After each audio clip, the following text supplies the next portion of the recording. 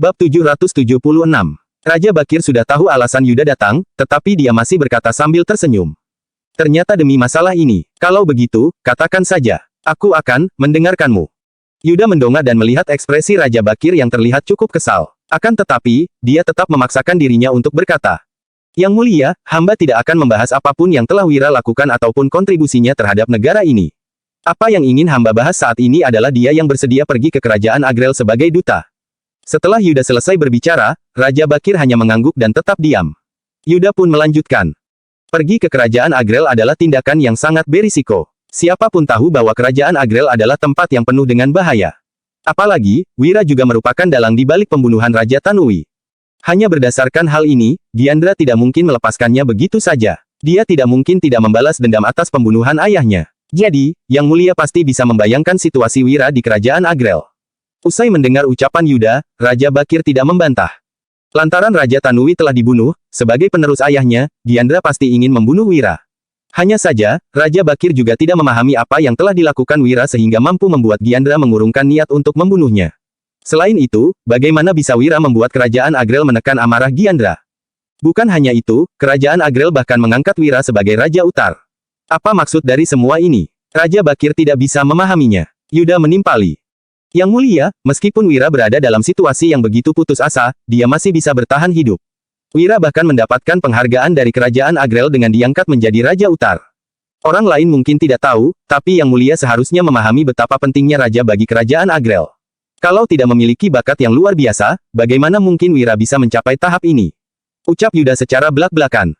Perkataannya sontak membuat Raja Bakir memicingkan matanya. Bakat luar biasa. Raja Bakir memang sulit mempercayai hal ini. Dia benar-benar tidak paham bagaimana Wira mampu mencapai posisinya saat ini. Mungkinkah tujuan kerajaan Agrel adalah untuk membunuh Wira? Yuda melanjutkan. Ya Mulia, hamba yakin Anda juga berpikir bahwa tindakan kerajaan Agrel ini adalah upaya untuk menimbulkan kecurigaan dalam diri kita. Mereka sengaja mengangkat Wira sebagai Raja Utar. Begitu Wira kembali, mereka akan memanfaatkan kerajaan Nuala untuk membunuh Wira. Kalau benar seperti itu, mereka nggak akan mengangkat Wira sebagai anggota kerajaan. Mengangkatnya sebagai pejabat kecil juga bisa. Jelas Yuda. Apalagi, kerajaan Agrel sudah mendukung Wira secara terang-terangan dan melarang orang lain melukainya. Aku percaya ini bukan hanya omong kosong belaka. Mereka pasti memiliki hubungan yang sangat akrab sehingga kerajaan Agrel bisa melontarkan kata-kata seperti itu. Setelah Yuda mengucapkan ini, raut wajah Raja Bakir sontak menjadi suram. Yuda, apa kamu tahu apa yang sedang kamu katakan? Kalau benar-benar seperti ini, Wira makin harus disingkirkan. Bagaimana mungkin aku akan membiarkan seseorang yang diberdayakan oleh kerajaan Agrel tetap hidup? Apalagi, kerajaan Nuala juga nggak takut pada kerajaan Agrel. Ucap Raja Bakir seraya mendengus dingin. Raut wajahnya penuh dengan emosi. Namun, Yuda malah berkata sambil tersenyum. Yang Mulia, hamba tahu apa yang Anda pikirkan. Yang Mulia pasti khawatir bahwa Wira akan menjadi mata-mata kerajaan Agrel. Raja Bakir tak kuasa berkata. Itu sangat mungkin, kan? Hanya karena Wira diberi gelar sebagai anggota keluarga kerajaan dan diangkat sebagai Raja Utar. Siapa yang tahu, ini bisa jadi adalah taktik kerajaan Agrel untuk mengelabui kita. Saat kita mengira mereka nggak akan melakukannya, sebenarnya mereka telah melakukannya. Inilah yang disebut sebagai intrik. Perkataan Raja Bakir sebenarnya cukup masuk akal. Semua orang berpikir bahwa mereka tidak akan melakukan hal ini dengan cara yang terlalu jelas.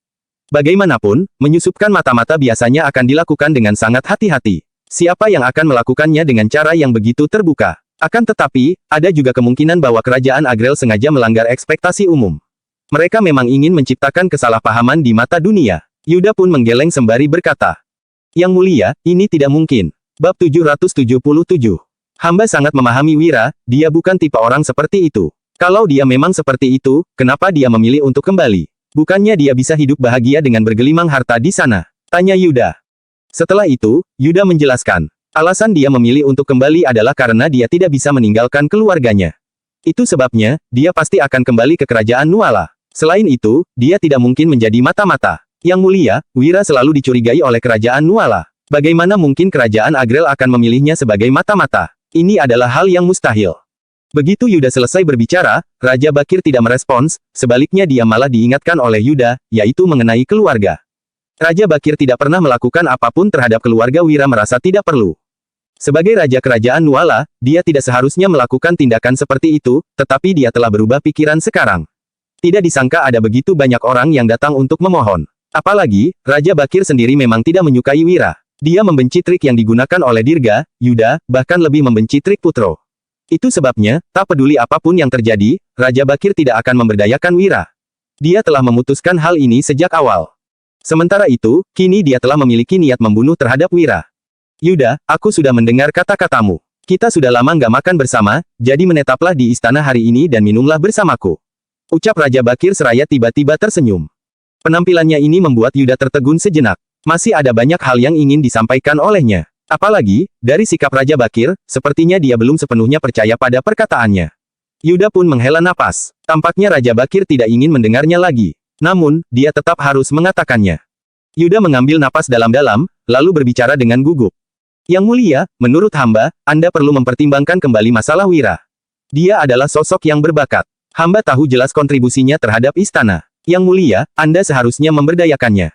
Akan tetapi, ketika Raja Bakir mendengar kata-kata ini, dia hanya tersenyum dan tidak banyak berkomentar.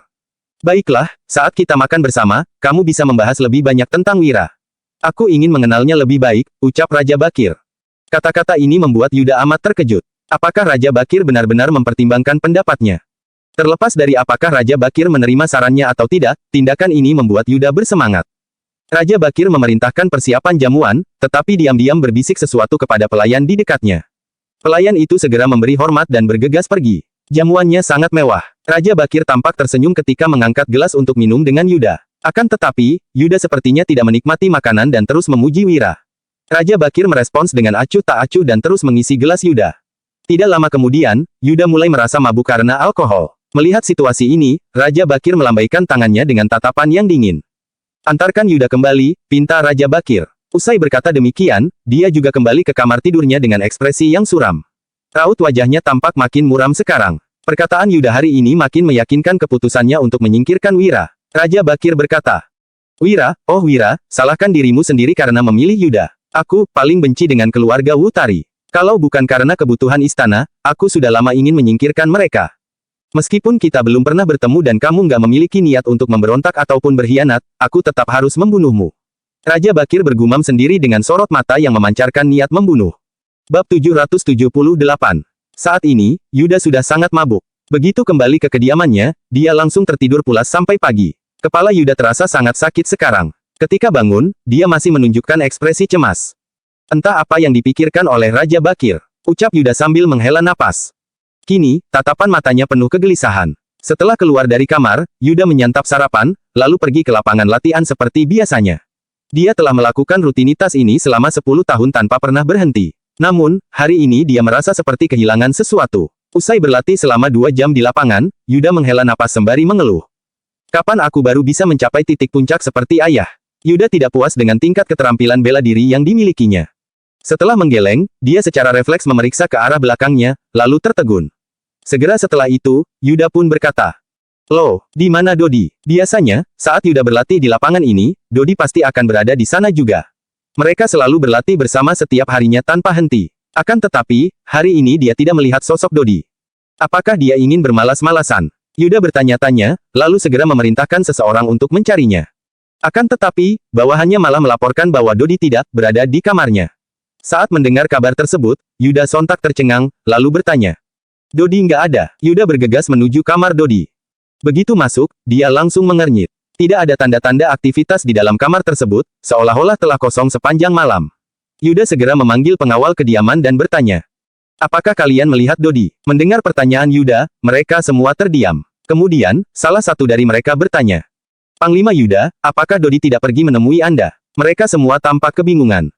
Begitu mendengar ini, Yuda lagi-lagi tercengang, lalu bertanya, Menemuiku, apa maksudnya? Pengawal kediaman akhirnya menjelaskan.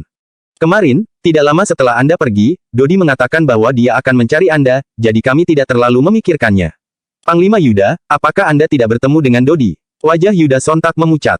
Dodi mencoba mencarinya, namun, dia tidak pernah meminta Dodi untuk pergi mencarinya. Gawat, Yuda tiba-tiba mendongak dengan ekspresi ketakutan. Dia sepertinya tahu apa yang telah terjadi. Yuda mendongak dan melihat ke arah istana. Raut wajahnya penuh dengan emosi. Kemarin, ketika dia minum bersama Raja Bakir, dia sudah merasa ada yang aneh.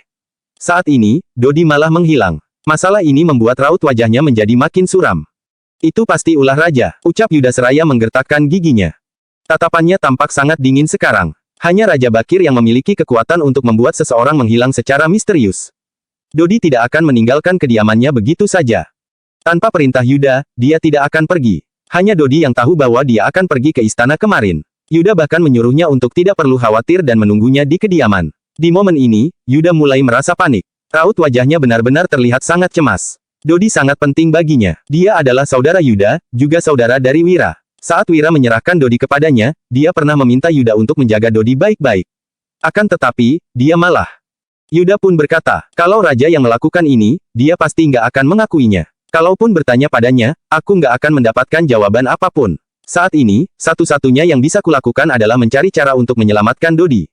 Ketika Yuda sedang panik, dekret kerajaan tiba-tiba diantarkan. Ini adalah pemberitahuan resmi yang dikirimkan kepada semua kediaman atas perintah Raja Bakir. Dekret kerajaan, Jenderal Dodi Darmadi telah menyusup ke istana dan melakukan kejahatan keji. Dia akan dipenjara dan diadili pada waktu yang ditentukan. Ketika membaca dekret tersebut, raut wajah Yuda tiba-tiba berubah drastis. Saat ini, dia telah memahami apa yang akan dilakukan oleh Raja Bakir. Bab 779.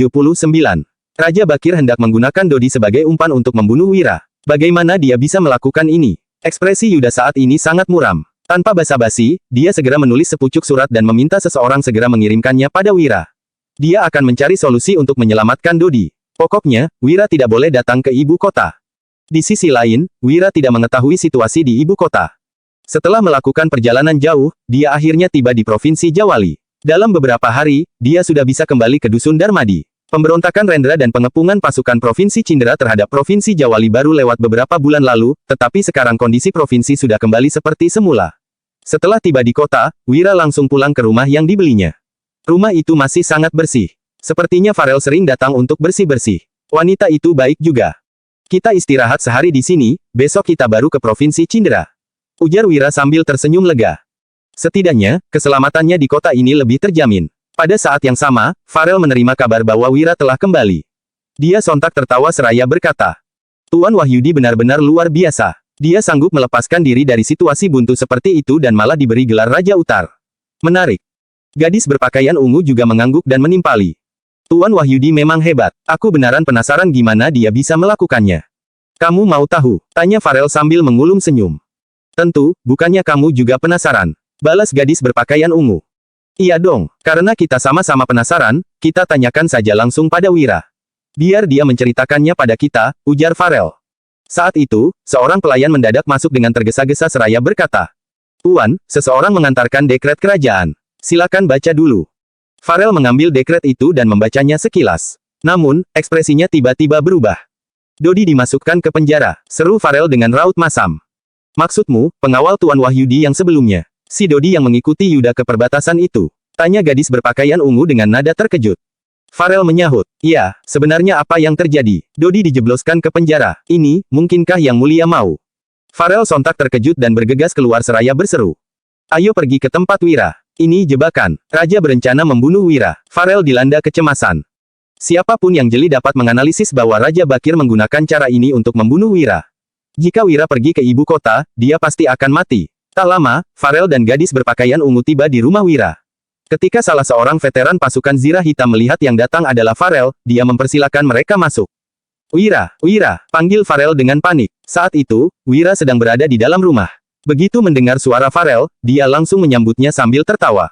Aku baru sampai, tapi kamu sudah datang mengunjungiku. Sepertinya nggak ada satu hal pun di Provinsi Jawali yang bisa disembunyikan darimu. Wira tersenyum melihat Farel melangkah masuk. Namun, dia sedikit heran melihat ekspresi suram di wajah Farel. Mengapa wanita itu berekspresi seperti itu? Aneh sekali. Begitu berjumpa dengan Wira, Farel segera berkata dengan nada panik. Wira, ada masalah besar. Masalah apa? Apa yang terjadi? Tanya Wira. Dia kebingungan karena ini pertama kalinya Farel terlihat sepanik itu. Biasanya, Farel selalu kalem. Masalah apa yang membuatnya sampai begitu terguncang? Wira, baca ini, ujar Farel sambil menyerahkan dekret kerajaan. Setelah Wira membaca dekret itu, ekspresinya langsung berubah muram. Bab 780. Ekspresi Wira teramat muram. Dia sudah menduga Raja Bakir akan menggunakan berbagai cara untuk melawannya. Namun, Wira tidak pernah menyangka dia akan menggunakan cara sekeji ini. Benar-benar kejam. Dengan menangkap Dodi, sang raja memaksa dirinya pergi ke ibu kota. Wira, tampaknya orang itu mau memaksamu pergi ke ibu kota. Kemungkinan dia mau. Farel tidak menyelesaikan kata-katanya, tetapi maksudnya sudah sangat jelas. Wira mengangguk dan menyahut. Sepertinya dia mau membunuhku. Farel menghela napas, lalu berkata, cara ini benar-benar rendah. Apa dia nggak bisa menggunakan cara yang lebih terhormat? Kalau dia ingin membunuhmu, memangnya dia nggak bisa memanggilmu ke istana? Kalau dia memanggilku ke istana, kemungkinan besar aku akan menolak. Apalagi, aku cuma pejabat kecil yang nggak punya urusan di istana.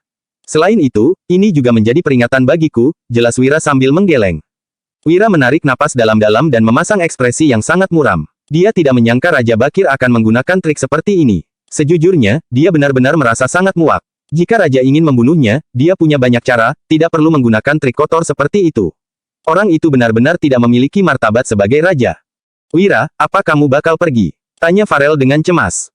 Di matanya, kehilangan seorang bawahan semata tidak akan terlalu membebani pikirannya. Akan tetapi, dia memahami karakter Wira. Pria itu pasti tidak akan meninggalkan bawahannya. Tentu saja, jawab Wira tanpa ragu. Dialah yang mengirim Dodi pada Yuda. Saat terjadi masalah pada Dodi, dia tentu harus menyelamatkannya. Farel menghela napas, lalu berkata, aku tahu kamu pasti bilang begitu. Tapi, apa kamu sadar seberapa bahayanya situasi ini? Kemungkinan Raja Bakir sudah menunggumu di ibu kota. Wira tahu hal itu. Dia juga menduga bahwa Raja Bakir akan membunuhnya di tengah jalan. Setelah itu, Raja Bakir tinggal mengumumkan pada dunia bahwa dia mati di tangan bandit, bahwa kematiannya tidak ada hubungannya dengan siapapun. Dengan begitu, sang raja akan lolos dari kecaman. Itu adalah rencana yang bagus. Daripada Raja Bakir turun tangan langsung untuk mencari Wira, lebih baik membuat Wira yang datang padanya. Terlebih lagi, jika dia memerintahkan penyerangan Dusun Darmadi, dia mungkin akan menjadi bahan gunjingan.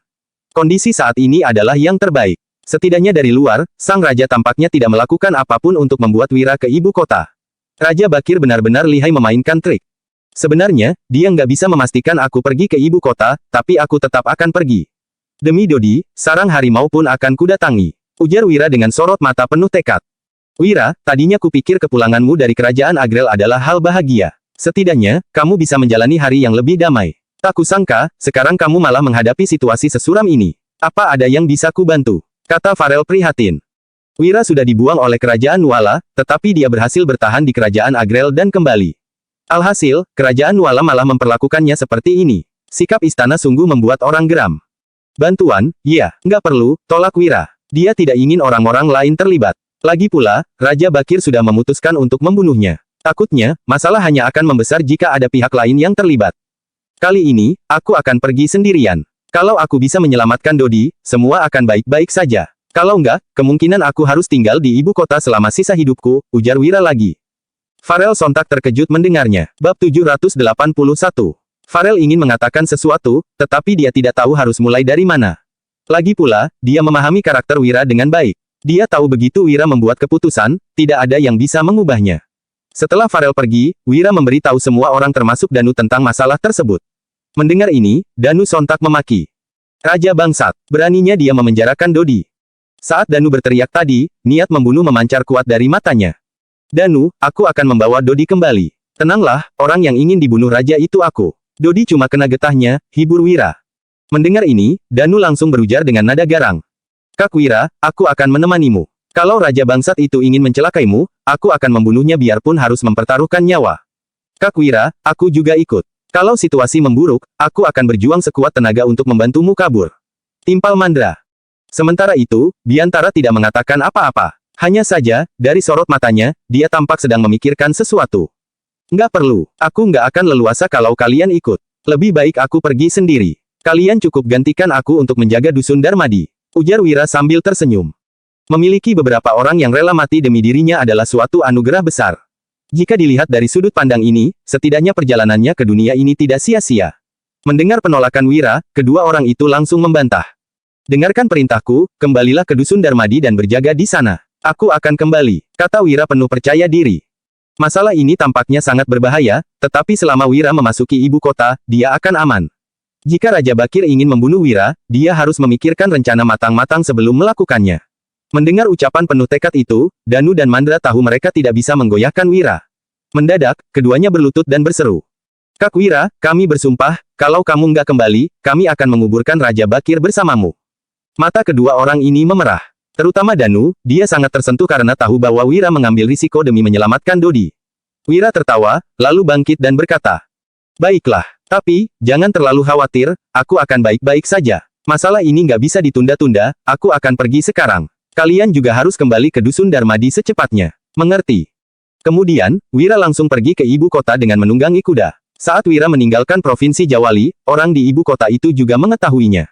Melihat kepergian Wira, bahkan pria tangguh seperti Danu dan Mandra pun tak bisa menahan diri untuk menitikkan air mata. Mereka tahu, nyawa Wira tidak pasti bisa aman dalam perjalanan kali ini. Diantara mendadak berkata, "Hei, kalian berdua jangan menangis dulu, masih ada sesuatu yang harus kita lakukan.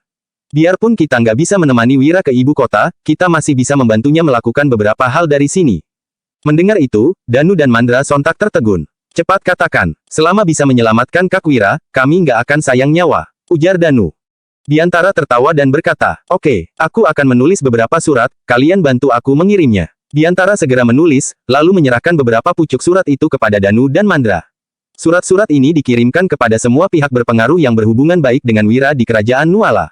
Misalnya Asosiasi Perdamaian, Yuda, Aliansi Rute Dagang Asri, dan berbagai kelompok bandit, bahkan juga Kerajaan Agrel.